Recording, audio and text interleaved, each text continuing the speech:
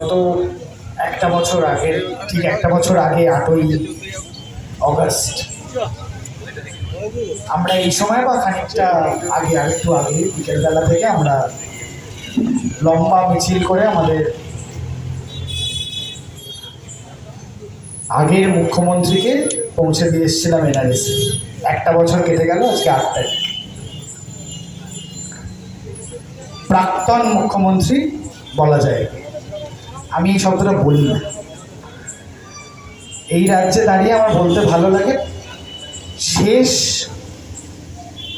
সৎ মুখ্যমন্ত্রী। এই সময় দাঁড়িয়ে এটা বলাটা গুরুত্বপূর্ণ। তারপরে আর আমরা আপাতত দেখিনি। এবং এই বিকেলবেলাটাই আপনাদের মনে থাকবে, যতদূর মাইকের গলা যাচ্ছে, আপনারা যে দলেরই সমর্থক হন না কেন, সবার অধিকার আছে সব দলকে সমর্থন করার। আমারও যেমন আছে, আপনারও আছে, প্রত্যেকের আছে। যারা যারা বাড়িতে বসে চায়ের আড্ডায়, রাস্তায়, দোকানে, যেখানে, প্রত্যেকেরই তো একটা কষ্ট হয়েছে যে আরজিকরের মতন একটা নৃশংস ঘটনা ঘটে গেল। আপনারা যে রাজনৈতিক দলেরই হন না কেন, আমার মনে হয় কেউ বলতে পারবেন না, যারা বলবেন আমি তাদেরকে মানুষ হিসেবে গণ্য করছি না, যারা মনে করেন যে এই ঘটনাটি খারাপ, এইটুকু, আর কিছু না, এইটুকু অন্তত যারা মনে করেন এটি একটি নৃশংস ঘটনা, এটা হওয়া উচিত হয়নি। আমার গলা যতদূর যাচ্ছে, যারা যারা মনে করে যে এটি খারাপ ঘটনা ঘটেছে, শুধুমাত্র এইটুকু যারা মনে করে খারাপ ঘটনা ঘটেছে, তাদের এইটুকু মনে রাখতে আমি অনুরোধ করব, এই ঘটনাটাকেও না আপনারা প্রত্যেকে একটা সুইসাইড বলেই জানতেন যদি মীনাক্ষী নামক কিছু মানুষজন গিয়ে ওই শরীরটা না আটকাত। শুধু এইটুকু আমাদের মনে রাখতে হবে, আপনি যে দলেরই সমর্থক হন না কেন, এইটা আপনাদেরকে মনে রাখতেই হবে। হ্যাঁ, আপনি হয়তো মনে রাখতে চাইবেন না, কারণ মীনাক্ষী একটি রাজনৈতিক ছাতার তলায় বিলং করে, তাই।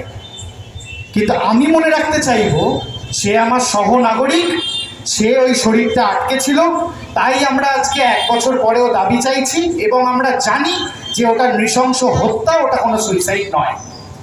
এইটুকু আমাদেরকে মনে রাখতেই হবে। আপনাদেরকে ভোটের দিন দিয়ে আমি বলছি না কোন বোতামে ভোট দেবেন, এত কথা বলছি, আপনি যেখানে ইচ্ছা ভোট দেবেন। শুধু এইটুকু মনে রাখবেন, আপনারা যারা ঘেন্না করেন কিছু রাজনৈতিক দলকে, সেই ঘেন্না, হেরে যাওয়া, শূন্য পাওয়া, সেই রকম একটি খারাপ রাজনৈতিক দলের ছাতার তলায় থাকা একটি মানুষ এবং তার দলবল মিলে ওই শরীরটাকে আটকে ছিল। তাই আপনারা আজকে একটু হলেও দুঃখ প্রকাশ করেন যে কাজটা খারাপ হয়েছে। এই কাজটা যে খারাপ হয়েছে এটা আমরা কেউ জানতেও পারতাম, আমরা যে দলেরই সমর্থক হই না। আমার বক্তব্য খুব পরিষ্কার, মানে আমার একটাই, বারবার অর্কর কথা শুনতে শুনতেও মনে হচ্ছিল এটা যেন উদযাপনে পরিণত না করি আমরা। 1 বছর, 2 বছর, 3 বছর, 4 বছর, এই উদযাপনে যেন পরিণত না করি। আমাদের সরাসরি একটা জিনিস বুঝতে হবে যে আমরা এই যে জাস্টিস চেঁচাচ্ছি, বিচার চাই চেঁচাচ্ছি, দোষীদের শাস্তি চাই চেঁচাচ্ছি, এটা আমরা কাদের বিরুদ্ধে চেঁচাচ্ছি, কাদের বিরুদ্ধে এই কথাগুলো বলছি, তার কারণ আমাদের রাজ্যের সরকার যিনি চালাচ্ছেন তিনিও মিছিল করেছেন দোষীদের শাস্তি চাই বলে। আমরা দেখেছিলাম সেই মিছিল 1 বছর আগে, লম্বা মিছিল, মানুষজন সঙ্গে বলছে হ্যাঁ দোষীদের শাস্তি চাই, হ্যাঁ দোষীদের শাস্তি চাই। কারা বলছে দোষীদের শাস্তি চাই? তাহলে আমরাও কেন দাঁড়িয়ে বলবো শুধু দোষীদের শাস্তি চাই? শুধু এইটুকু বললে তো আমাদের কাজ শেষ হবে না। কাদের থেকে জাস্টিস চাই? হাওয়ায়? কে দেবে জাস্টিস? এই যে আমরা কথায় বলছি পথে নেমে আমরা জাস্টিস আদায় করে নেব, সম্ভব? এটা তো একটা রূপকথার মতো লাইন, শুনতে ভালো লাগা লাইন। কোনো পথে নেমে আমার জাস্টিস আদায় হবে না। জাস্টিস আদায় একটা সময়ই হবে, ওই ইলেকশনের সময় আমাকে বোতামটা ঠিক জায়গায় টিপতে হবে, সিস্টেম বদলাতে হবে, ব্যাস। আর কোনো কথা হতে পারে না দ্বিতীয়। সিস্টেম না বদলালে আমার কোনো জাস্টিস আসবে না। এইরকম আরজিকরের ওই অভয়ার বাবা মা যেমন 1টা বছর কেটে গেছে, বাড়িতে দুঃখ পাচ্ছে, তামান্নার বাড়ি দুঃখ পাচ্ছে, আনিসের বিচার হয়নি, মহিদুলের বিচার হয়নি, ল কলেজের বিচার হয়নি, এরকম অগুন্তি আমাদের কাছে খবর পৌঁছচ্ছে না, একগাদা বিচার হয়নি। বা রোজ খবরের কাগজ খুলে এক গাদা পরপর নিউজ দেখতে পাচ্ছি তাদের বিচার হয়নি এবং হবে না এই সরকার থাকলে, সেইটুকু যেন আমরা বুঝতে পারি। সরকার না পাঠালে জাস্টিস চেয়ে হাওয়ায় লাভ নেই, আমাদের সরকার পাল্টাতে হবে, তবে কি আমরা জাস্টিস আদায় করতে পারবো। আমি এই রাজনৈতিক অরাজনৈতিক লড়াই এসবের মধ্যে নেই, আমি ব্যক্তিগতভাবে নেই। আমাদের এই আর্টিস্ট জগতের প্রচুর মিটিং মিছিল বেরোয়, আমাকে যখন বলে যে সৌরভ এটায় থাকবে, এটা আমাদের একদম অরাজনৈতিক মিছিল, আমি না থাকবো, কারণ এটা ভয়ানক রাজনীতির মিছিল। যেখানে বলবে এটা অরাজনৈতিক মিছিল, তাকে সরকার ফিট করে লোক পাঠিয়েছে যে তুমি অরাজনৈতিক সেজে থাকো সবার মাঝে, এইটা আমাকে বুঝতে হবে। ওটা সব থেকে বড় রাজনীতি, ওটা ডেঞ্জারাস। অরাজনীতি হতে পারে না। এই পথটা দিয়ে হেঁটে যাচ্ছি মানে একটা রাজনীতি আছে বলে রাস্তা তৈরি হয়েছে। আমি চাল কিনি মানে একটা রাজনীতি আছে বলে আমার চালের দাম ঠিক হয়, গ্যাসের দাম ঠিক হয়, ইলেকট্রিক বিলের দাম ঠিক হয়, আমার মেয়ে ভ্যাকসিন পায়, পোলিও পায়, প্রত্যেকটা জিনিস। যে পুলিশ আটকাতে আসে ডিএর দাবি নিয়ে লড়াই করলে, সেই পুলিশ বোকা এখন সিভিল ভলেন্টিয়ার বুঝছেও না, তোর দাবিই করছে। দুদিন পরে তোকেই হাফিজ করতে হবে, তারাই লাঠি মারে আমাদেরকে যারা ডিএর দাবি। এইটুকু বুঝতে হবে তাদের। এটাও একটা রাজনীতি আছে বলেই সম্ভব, অরাজনীতি বলে কিছু হতে পারে না, সম্ভব নয়। আমরা বেঁচেই থাকবো না। আজকে যদি সবকটা গাছ কেটে দেয় কোনো একটি রাজনৈতিক দল, আমি শ্বাস নিতে পারবো না, কারণ একটা রাজনীতির শিকারেই আমি মরবো। কিন্তু এই যে চারিদিকে গাছ কাটা হচ্ছে, এটা শুধুমাত্র এই নয়, বাহ আমার নেতাজি নগরটা কি সুন্দর হয়ে গেল রে দেখতে, এখন বুঝবো না, আমার বাচ্চাগুলো যারা বসে আছে বড় হোক, কি সুন্দর দেখতে হয়ে গেল, ওটা বুঝবে যখন দুটো গাছ থাকবে। আমার পাটুলিটা কি সুন্দর হয়ে গেল রে দেখতে, শুনতে খুব ভালো লাগে। আমি তো ওখানে বাসিন্দা পাটুলির, গলিতে ঢুকলে বোঝা যায় পাটুলি বাইরে সুন্দর হয়েছে, ভেতর না। আমি ভেতরটায় থাকি জানি, বাইরে সুন্দর হয়েছে কারণ বাইরের লোকজন দেখে যেন পরিপাটি বলে। এইগুলো রাজনীতি না থাকলে হতো না, কোনো অরাজনীতি বলে কিছু হয় না। আমাদেরকে এইটা না ফিক্স করতে হবে, আমরা যেন সবাই ওই এক জায়গায় থাকি। এই সময় লাগবে, দেরি হোক, কোনো তাড়া নেই। এটা 90 মিনিটের ফুটবল ম্যাচ নয়, এক্ষুনি সব ঘটিয়ে ফেলতে হবে, কালকেই সব পাল্টে ফেলতে হবে, দরকার নেই। এই যে বাচ্চাগুলো বসে আছে, এরা যেন ক্লাস 12টার পরে, কলেজটার পরে এদেরকে যেন বাইরে চলে যেতে না হয়, সেই ব্যবস্থা যেন আমরা সকলে মিলে করতে পারি। কারণ এরা যদি চলে যায়, আমাদের প্রত্যেকটা বাড়ি কিন্তু বৃদ্ধাশ্রম হয়ে গেছে পশ্চিমবঙ্গে। আলাদা করে এখন বৃদ্ধাশ্রমের প্রয়োজন হয়, প্রতিটা ইন্ডিভিজুয়াল ফ্ল্যাট একটা বৃদ্ধাশ্রম, কারণ প্রত্যেকের ছেলেমেয়েরা বাইরে থাকে। এটা কি অরাজনীতি? এটাও তো একটা রাজনীতির শিকার আমরা। শুধুমাত্র আজকে আমরা 1 বছরের ওই উদযাপনের কথা বলছি না, আমাদের এই প্রতিটা জিনিস আইডেন্টিফাই করা দরকার, আমার নিজেরও আইডেন্টিফাই করা দরকার। এবং আমরা যারা, আমার কাজ বক্তব্য রাখা নয়, আমার কাজ ভোটে লড়া নয়, আমার কাজ কোনোটাই নয়। আমার কাজ আমি লিখবো, কিছু বানাবো, আমি আমার মতো করে গল্প বলবো। আমার গল্প বলাতেও আমার এইটা বোধ হওয়া দরকার, আমাদের প্রত্যেকের হওয়া দরকার যে আমরা কিসের কথা বলছি, কার জন্য বলছি, আগামীর জন্য বলছি কি, যে সবাই যেন কলেজে ভর্তির সময় যেন টাকা দিতে না হয়, এই কথাগুলো তুলছি কি। স্কুলগুলো যেন খুলে যায়, 8000 স্কুল বন্ধ, এখন কয়েকটা খুলেছে, প্রায় খারাপ অবস্থা। আমি মুর্শিদাবাদে গেছিলাম কয়েকদিন আগে, আমারই খুব কাছের বন্ধু, আমি পরিচয় দিচ্ছি না কারণ তার নাম বললে আপনারা অনেকে চেনেন। তিনিও এই 2016 নোটিফিকেশনের জন্য রাস্তায় বসেছিল, তারপরে এই গিয়ে চাকরি পেয়েছে।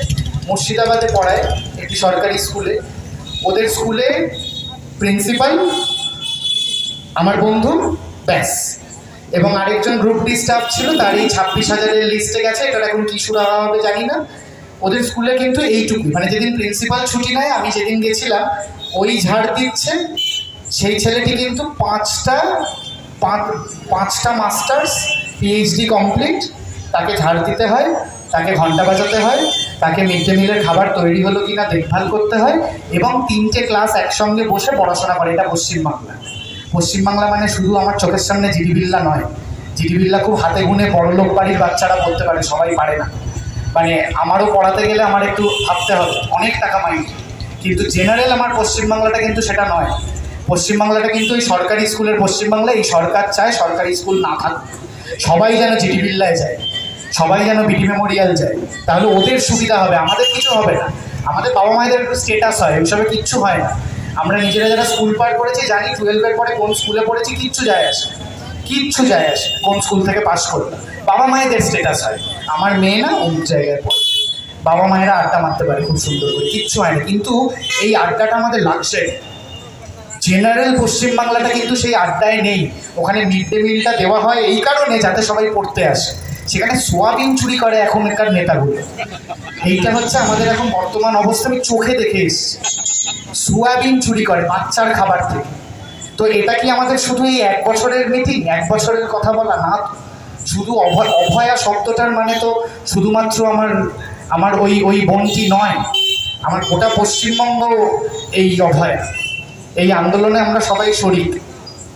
আমি ব্যক্তিগতভাবে সত্যি বলছি, আমি এই অভয়ার বিচারের পক্ষে স্বাভাবিকভাবেই, আমি তামান্নার বিচারের পক্ষে, আমি আনিস খানের খুনের বিচারের পক্ষে চাই, আমি মহিদুলের হত্যার বিচার চাই তার পক্ষে, আমি সুদীপ্তর, আমার বন্ধু এই তো পাশে কলেজ নেতাজি নগরের সুদীপ্তর বিচারের খুনের বিচারের পক্ষে, আমি এই যে সব কটার পক্ষে আমার মনে হয় এখানে যারা যারা আছেন তাই তো এই বিচার চান, তো তাতে হবে না।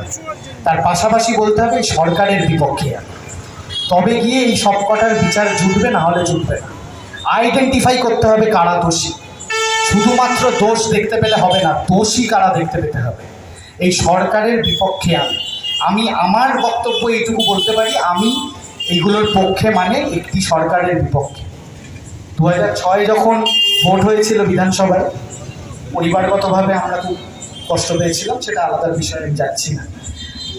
রাজনৈতিকভাবে আমি কষ্ট পেয়েছিলাম। 2006 আমি রাজনৈতিকভাবে একটা ভালো জায়গায় ছিলাম, আমি আনন্দ পেয়েছিলাম। 2011-র কথা বলছি, আমাদের পরিবারগতভাবে আমি খুব কষ্ট পেয়েছিলাম 11 সালে। কিন্তু যে 2006 থেকে 2011, এই যে 5টা বছর, সময় বেশি না কিন্তু 5টা বছর। আবার 2021-এ বিধানসভা হয়েছে, যারা আমরা চাইনি এই সরকার থেকে যাক তারা কষ্ট পেয়েছে। আবার 26-এ হবে ভোট। আবারও বলছে যে 6 আর 11 যেমন ছোট্ট 5টা বছর, 21 আর 26-ও কিন্তু ছোট্ট 5টা বছর। এমন নয় যে কিছু সম্ভব নয়, এই সম্ভব নয় আমাদের মাথার মধ্যে ঢুকিয়ে দেওয়া হয়েছে, সেটা আমাদের ভাবলে চলবে না। তাহলে ওরা সফল হবে, আমরা হব না। ওরা চায় আমরা বলি যে আমরা হেরে গেছি, আমরা শূন্য, এসব যে বলে আর কি। আমি এগুলোর পক্ষেই নই, আলোচনার পক্ষেই নই, শুধু একটি দাবির পক্ষে, we want justice, we deserve justice. কালকে আমাদের কালীঘাট চলো অভিযান আছে অভয়া মঞ্চের পক্ষ থেকে, যতদূর মাইকের গলা যাচ্ছে সকলকে আসতে বলবো। যেটা বলে শুরু করেছিলাম যে এই মিছিল কিন্তু আপনি যেহেতু মনে করেন এই কাজটা ঠিক হয়নি, তার জন্য মিছিল। আসুন, এই কাজটা ঠিক হয়নি আপনারা জেনেছেন, কারণ একটি রাজনৈতিক দল যারা জানিয়েছিল তাদের মিছিল, একটি সরকারের বিরুদ্ধে মিছিল, সেইটা সজোরে জোর গলায় আমাদেরকে বলা প্রয়োজন। শুধুমাত্র আর উই ডিমান্ড জাস্টিস বলবো না, আমরা কার থেকে জাস্টিস চাই বলবো, এটা আমার স্পষ্ট কথা। যত ঘুরিয়ে ফিরিয়ে আমাদেরকে খবরের চ্যানেলগুলো বোঝানোর চেষ্টা করবে যে এই আন্দোলন, অভয়া, তিলোত্তমা, নানান কিছু বলার চেষ্টা করবে, মানুষের মিছিল, নাগরিক মিছিল, এগুলো বলে ওই মানুষের মিছিল, নাগরিক মিছিল বলে ব্যাপারটাকে ওই কোট অ্যান্ড কোট, যেটাকে অরাজনীতিকরণ করা বলে, সেইটা করার বারংবার চেষ্টা করবে। কিন্তু আমরা সেটা হতে দিলে চলবে না। আমাদেরকে বারবার বলতে হবে আমরা এই 1 বছর কষ্ট পেয়েছি, পরের বছর এই উদযাপন করতে চাই না, এর জবাব চাই। কারণ এর পরের বছর মানে আরেকটা বিধানসভা কেটে যাবে। মাঝে আমাদের এই আমরা আমাদের ক্ষোভ, রাগ, আমাদের যে হাতগুলো শক্ত হয়ে আসছে যে কেন আমরা 1 বছর পালন করতে হচ্ছে, যেন 2 বছর পালন করতে না হয়, তার জন্য কিন্তু আমাদের প্রত্যেকের কাছে একটা ছোট্ট স্পেস আছে। কি স্পেস? মে মাসের ইলেকশন আছে, ব্যাস। ওইটা যদি আমরা প্রপারলি পালন করতে পারি, তাহলে আর 8ই আগস্ট 9ই আগস্ট আমার মনে হয় না পালন করতে হবে। তার আগে বড় বড় মাথারা যারা ঘুরে বেড়াচ্ছে এই অভয়ের সঙ্গে যুক্ত এবং বাকি ঘটনাগুলোর সাথে যুক্ত, তারা জেলের ভেতরে থাকবে এবং আমরা এখানে সত্যি আক্ষরিক অর্থে উদযাপন করতে পারবো। এবং সেদিন বলবো যে আমার অভয়া বিচার পেল, আমার বাংলা বিচার পেল, না হলে বিচার পাবে না। তো আমাদের ওই উইন্ডোটাকে ব্যবহার করতে হবে, ওটা আমাদের প্রধান কাজ। কালকে সকলে আসবেন কালীঘাট চলোতে বিকেলবেলা, ওরা আটকে দেবে হয়তো, কারণ ওরা হয়তো ভাবে এই কাজটা খুব ভালো কাজ হয়েছিল, তাই তারা আটকে দেবে। আমরা যারা মনে করি এটা খারাপ কাজ হয়েছিল, আমরা সেই আটকানোর বিরুদ্ধে গিয়ে দাঁড়াবো। সামনে দাঁড়াবো, কি করবে আর কি করতে পারে? মারবে তো, এইটুকুই তো, মারবে। আমার বোনটাও তো চলে গেছে, তো আমাদের আগামী যারা আছে তাদের জন্য না হয় ওইটুকু সহ্য করে নেবো আমরা প্রত্যেকে। সকলে ভালো থাকবেন। 1 বছরের উদযাপন, 1 বছরের এই কষ্ট, এইটুকু আমরা দৃঢ়তার সঙ্গে যেন আমরা মাথায় রাখতে পারি। এটা যেন 2 বছর পালন করতে না হয়। 2 বছরের মাথায় যেন আমরা অভয়ার বিচার পেয়েছে বলে পালন করতে পারি, হই হই করতে পারি, সেইটুকু যেন আমরা কাজটা করতে পারি। তার জন্য আমাদের যাবতীয় যা করার আপনারা প্রত্যেকে, বা যতদূর বলা যাচ্ছে, মানুষ চায়, আমি জানি, মানে মনে মনে নানান কিছু চায়, ভয়, খানিকটা হয়তো আমাদের ফিল্ডের কিছু যারা অভিনেতা অভিনেত্রীরা আছেন তাদের নানান জায়গায় দড়ি বাঁধা থাকে, মুখ খুলতে পারে না, তাদের সাহস নেই, কথা বলতে পারে না, কাজ চলে যাবে। এরকমভাবেই সব ফিল্ডেই তাই, সব ফিল্ডেই তাই, সব কাজের জায়গায়। তবে সবই কেটে যাবে, আমি বিশ্বাস করি খুব দৃঢ়ভাবে, সবই কেটে যাবে। সব অল্প সময়ের জন্য থাকে, সবাই মিলে একসঙ্গে থাকলে কেটে, খুব বেশি দিন নয়। খারাপ দিন আর কদিন থাকবে, খুব বেশি দিন তো থাকবে। খারাপ দেখে ফেলেছি মানে ভালো আমরা দেখতে। সকলে ভালো থাকবেন, সুস্থ থাকবেন, ধন্যবাদ।